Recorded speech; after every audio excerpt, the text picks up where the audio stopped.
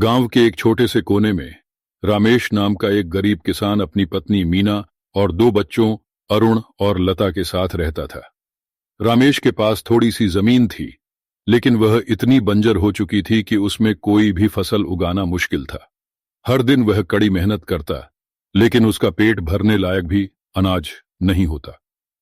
एक दिन जब सूरज आसमान में तप रहा था, रामेश अपने खेत में निराश होकर बैठा था।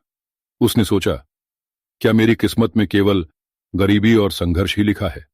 वह अपनी परेशानी लेकर पास के एक पुराने बरगद के पेड़ के नीचे गया और वहां आराम करने लगा। उसके सोचते सोचते अचानक एक बूढ़ा आदमी उसके सामने प्रकट हुआ। वह सफेद कपड़े पहने हुए था और उसकी आंखों में गहरी चमक थी। बूढ़े ने कहा, बेटा, मैं तुम्हारी परेशानी समझ सकता हूं।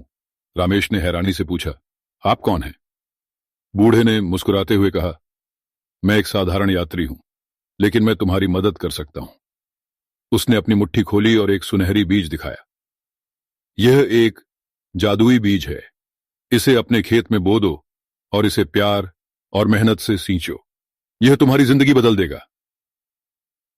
रामेश ने बूढ़े का धन्यवाद किया और वह बीज लेकर घर लौट आया। अगले दिन रामेश ने अपने खेत का सबसे उपजाऊ हिस्सा चुना और उस बीज को ध्यान से बो दिया। वह हर दिन उसे पानी देता, घास हटाता और उसे सूरज की रोशनी मिलती, यह सुनिश्चित करता। कुछ दिनों बाद उस बीज से एक छोटा हरा पौधा निकला। रामेश की आंखों में खुशी के आंसू थे। उसे महसूस हुआ कि उसकी मेहनत रंग ला रही है। पौधा धीरे धीरे बड़ा होता गया और जल्द ही एक छोटे से हरे खेत में बदल गया। कुछ महीनों में रामेश ने अपनी पहली फसल काटी। यह सुनहरे धानों से भरा हुआ था। उसने अपनी फसल को बाजार में बेचा, कुछ अनाज अपने परिवार के लिए रखा और बची हुई कमाई से घर की मरम्मत करवाई। वह अपनी पत्नी और बच्चों के साथ खुशी खुशी रहने लगा। रामेश की सफलता की खबर पूरे गांव में फैल गई। लोग उसके पास सलाह लेने आने लगे, लेकिन रामेश ने अपने ज्ञान को अपने तक सीमित नहीं रखा। उसने सबको समझाया, यह बीज एक वरदान था, लेकिन इसे बढ़ाने का काम मेरी मेहनत, विश्वास और देखभाल ने किया।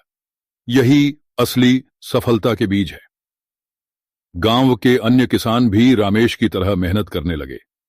कुछ ही सालों में गांव के बंजर खेत हरे भरे खेतों में बदल गए। एक दिन जब रामेश बरगद के पेड़ के नीचे आराम कर रहा था, वह बूढ़ा आदमी फिर से प्रकट हुआ। रामेश ने उसके चरणों में गिरकर कहा, आपका धन्यवाद। आपकी दी हुई सीख ने मेरी और मेरे परिवार की जिंदगी बदल दी। बूढ़े ने मुस्कुराते हुए कहा, बेटा, वह बीज केवल एक परीक्षा थी। असली चमत्कार तुम्हारी मेहनत, ईमानदारी और लगन है। हमेशा याद रखना, सबसे बड़ी दौलत तुम्हारे भीतर है। यह कहकर बूढ़ा गायब हो गया। रामेश ने अपनी मेहनत जारी रखी। रामेश का खेत अब केवल उसकी जमीन नहीं, बल्कि पूरे गांव के लिए प्रेरणा बन चुका था। उसने यह साबित कर दिया कि मेहनत, विश्वास और धैर्य के साथ किसी भी परिस्थिति को बदला जा सकता है। कहानी का संदेश, मेहनत, धैर्य और अपने आप पर विश्वास से हम सबसे कठिन परिस्थितियों को भी अवसर में बदल सकते हैं।